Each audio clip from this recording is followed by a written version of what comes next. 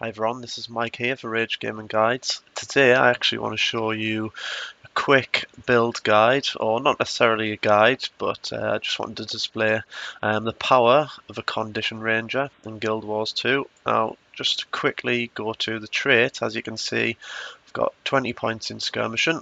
Skirmishing itself increases the precision stat, which is critical chance, and also the critical damage percentage. So when you do a critical strike, obviously you'll be doing more damage. One of the passives that you do get with the 5 points in skirmishing is you gain swiftness when swapping weapons in combat. So that basically means you're going to run obviously a little bit faster, so it gives you the ability to kite opponents easier, which is quite nice in PvP, as I'm sure most people would agree. 10 points in skirmishing gives you a chance to cause bleeding on critical hits, which I consider very important as a condition ranger. So what you want to be doing with this basically is having sort of a mix of survival stats with some precision on your gear, just to make sure that you're stacking blades as much as possible, getting a lot of damage going out there. The 15 points in skirmishing, as you can see, allows you to gain fury when swapping weapons in combat. That basically increases your critical chance, and you also have quick draw for the 20 points, which I do like a lot. That basically gives you 20% time reduction on the recharging of your abilities for using short bow. So you can obviously, if you look down here, you can spam your main skills like things like poison volley and crippling shot, which obviously stack bleeds and poisons. Next, what I've went for is 30 points in wilderness survival. This gives you the toughness stat increase, which basically gives you more survival. But the great thing about my build is that with the actual runes that I have set up on my gear, I actually get increased condition damage by 5%. Well, 5% of the toughness value that I actually have. So it also serves as a great damage boost there. Not only that, of course, you get the increased condition damage, which of course is the most important stat that you've got there. So 5 points in wilderness survival gives you natural vigor. This increases endurance regeneration by 50%. Your endurance, as you can see, is when you dive to the side. This actually uses up the endurance bar at the bottom. Not only that, survival skills recharge 20% faster with the 10 points in wilderness survival, which I've decided to take. These are things such as Entangle, which is an amazing immobilize ability. Not only that, you have for 15 points, you get a passive where you and your pet gain 2 seconds of protection when you dodge roll. So when I'm dodge rolling here, as you can see, the buff's not there. But in combat, you'll actually get a lot of mitigation and damage reduction there. When obviously you're dodging ability. I decided to go for Orchard Salve. You get 5 seconds of regeneration for when you suffer from bleeding, poison, or burning. It's nice to have a little bit of protection from damage over time. Not only that, you have a passive peak strength here, which you deal 5% extra damage when your health is above 90%. So, of course, if you're sort of coming in for an attack from sort of, like a surprise attack, basically, as long as you're above 90% health and you keep it that way, you could be doing potentially a little bit more damage there. So it's not too bad, and it certainly helps. And I also decided to go for Bark Skin for extra survival. Basically, as you can see, you and your pet take 30% less damage when under 25% health. So I find this helps when you're trying to survive. Just to make sure you get that person down, who might be sort of dodging about and stuff and causing a bit of issues for you. So yeah, this certainly helps. Probably is one of the best traits you can actually pick up. I've also went for 20 points in nature magic. You get increased vitality by 200. This basically increases the health pool that you have, and also I get increased boon duration by 20%. In case you don't know, boons are basically like buffs from World of Warcraft. So basically, as you can imagine, that's going to be lasting longer, especially for those boons where you really need them up, like regeneration. So that's going to last 20% longer, which is really useful. What you get here for the passive is you get regeneration when your health reaches 75%. So that's basically a very useful passive. make sure that you're sort of keeping up there in regards to your health pool and you're not dying too fast, things like that. I decided to go for Strength of Spirit. 5% of Vitality is given as a bonus to power. This just obviously gives a little bit of extra damage. Not super important as I am a condition ranger, but of course the actual auto shots that you're doing will be using obviously the power stat. Not only that, I have got the Fortifying Bond passive, which any boon you get is shared with your pet. So, of course, very self-explanatory. Your pet will also gain the same buffs that you do. And not only that, I've decided to go for Nature's Protection. You receive protection for 5 seconds when you take damage greater than 10% of your maximum health in a single strike. And believe me, this does happen. So again, this is very useful in making sure that you're not taking too much damage. It can only trigger once every 30 seconds, but I find that with enough dodging and things like that and tactical play, you can sort of manage to keep yourself alive. So as you can see in regards to these traits, it's a little bit of a mix between condition damage and survival as well. In regards to the gear, just to quickly go over this, as you can see, I have 6 runes of the undead. This basically gives me a mix of condition damage and toughness. For the last point on the rune of the undead, I actually get 5% of toughness becomes my condition damage. So I'm getting a lot of extra condition damage there, which is very, very useful. On the weapon, I have 10% chance on critical to gain quickness. This basically, it's kind of similar to the Bloodlust effect in World of Warcraft. You're going to be attacking at a much, much higher rate. So yeah, very, very useful. On swap, I have 5% damage, very simple, on an axe, and on my beacon there, or my offhand, I've actually got when I basically swap to that weapon, I'll actually do a health steal. So this basically makes sure that I'm not dying too fast, and obviously I've got a little bit of health leech there. So yeah, I've got the axe and the torch and on my weapon swap, and I've got the short bow for the main weapon that I actually use. And just to quickly go over my neck piece, I have the Rampager's Amulet. This gives me very high precision. As you remember from the traits, I actually get bleeds on critical hits, so it's good to have a high amount of precision. And I've also got a lot of condition damage there, some vitality and a little bit of power. Decided to use the Rabid Jewel. This gives me condition damage, precision and toughness. All of those go towards the damage that I'm doing as a condition ranger. So yeah, in terms of the gear, it's a little bit of a mix between survival and some precision, and a little bit of health as well.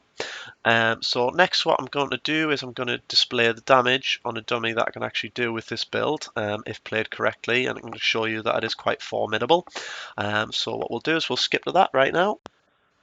Now, just before we get started here, what I actually want to do is run through my abilities quickly. On the actual short bow itself, you get 5 main skills. You've got your main attack, which basically keeps stacking bleeds up, which is very, very useful.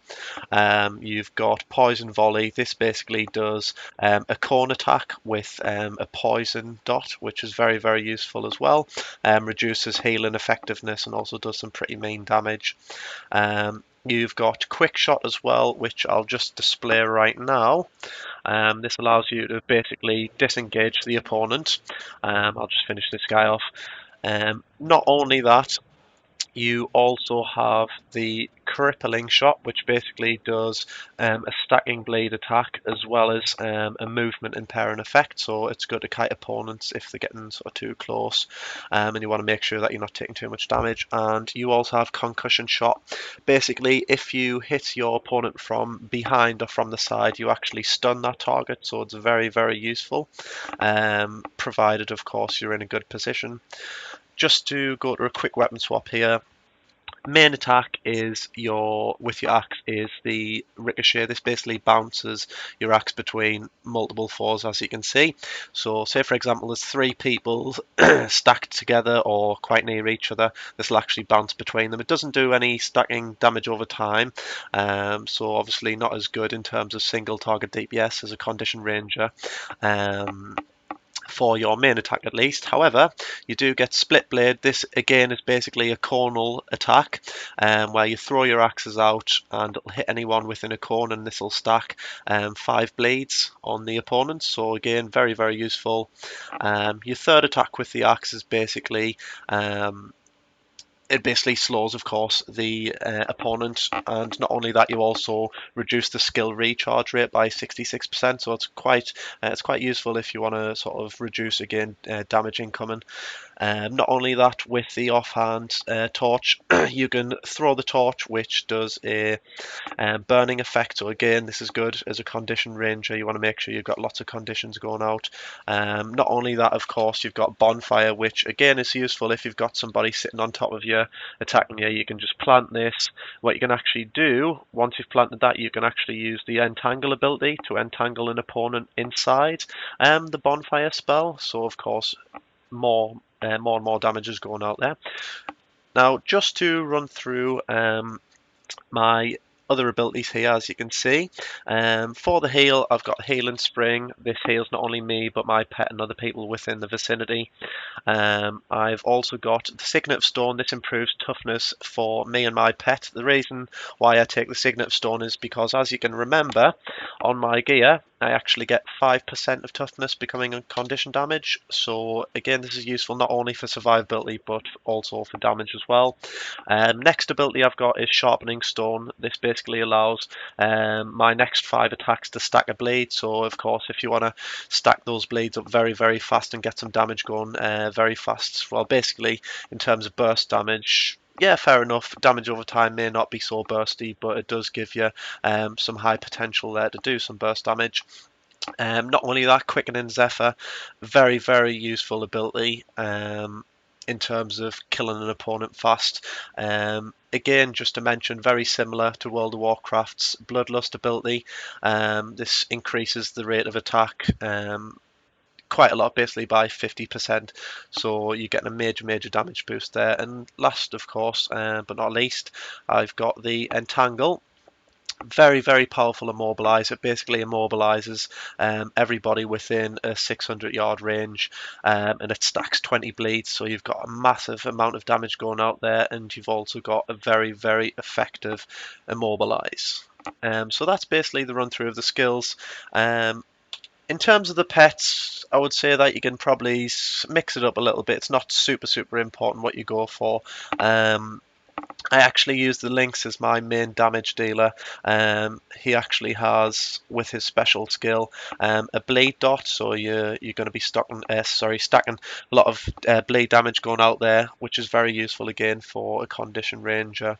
Not only that, but his main attack actually stacks vulnerability, so this basically increases the incoming damage of the target.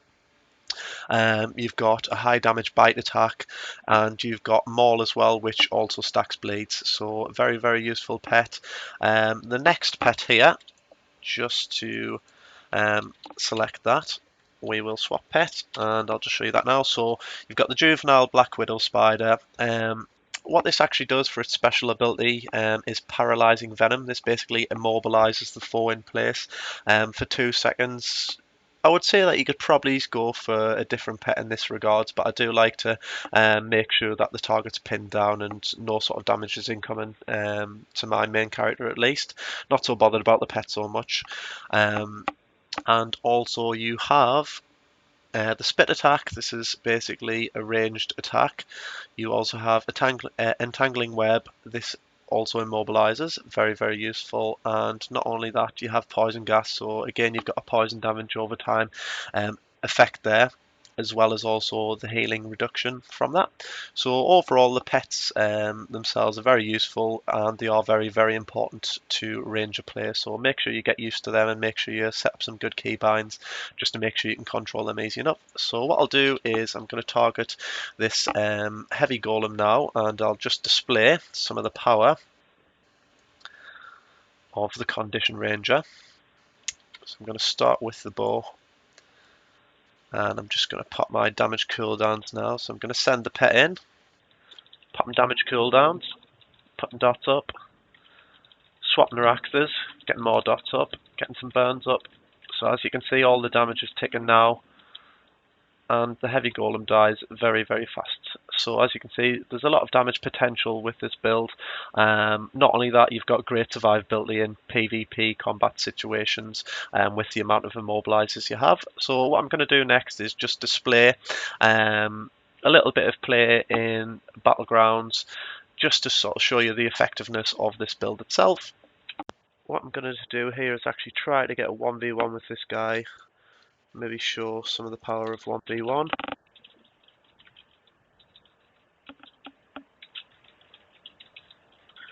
Just going to immobilize him here. As you can see, a lot of damage going out.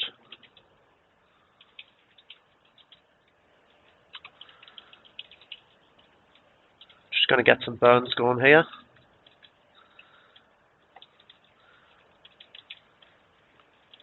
As you can see, he's taking a lot of damage now. Taking a little bit of damage, but not too much. Very good kiting ability. And as you can see, he is dead. Not a problem at all against melee damage dealer characters. They do go down with quite a lot of ease, as you can see. So as you can see, you've got great ability to lock them in place while being able to kite them. You've got those dots ticking, so you're still doing damage. So yeah, this is very effective, not only in battlegrounds, but I would imagine also in World v World. Maybe not such a team character, but it does offer a lot in terms of the damage it does and also the control it gives. Got another 1v1 situation here.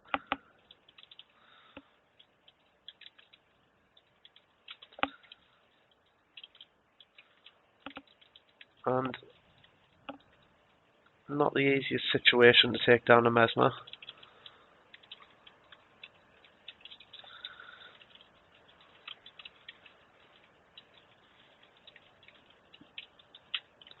But you can immobilize them in place just to make sure you've got a bit of damage going out.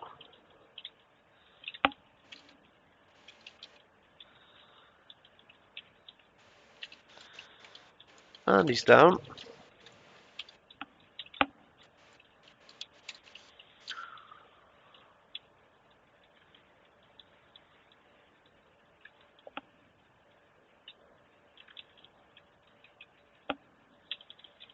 So I'm going to immobilize him from behind. Going to pop the quickness, going to pop a heal. Going to try kill him as quick as possible. Dodging his stuns, and there's another one down. So as you can see, not only 1v1, but also some team situations and team battles. You've got a lot of potential there in terms of the kiting, the immobilizing, and also the damage dealing too. So I hope you've enjoyed my guide basically to the Condition Ranger. It's not the only way you can play it. You can of course sort of play around with it, see if you can tweak anything to your own style. But I would say this build at least does give you a good starting point. It does give you a high amount of survivability combined with a medium to high damage output. So you've basically got the best of both worlds there. But as always, I would say give it a try, see sort of what works best for yourself. And of course, as always, I do hope you subscribe to my channel and also like the video, and also make sure that you watch for any upcoming videos. So thanks everybody for watching.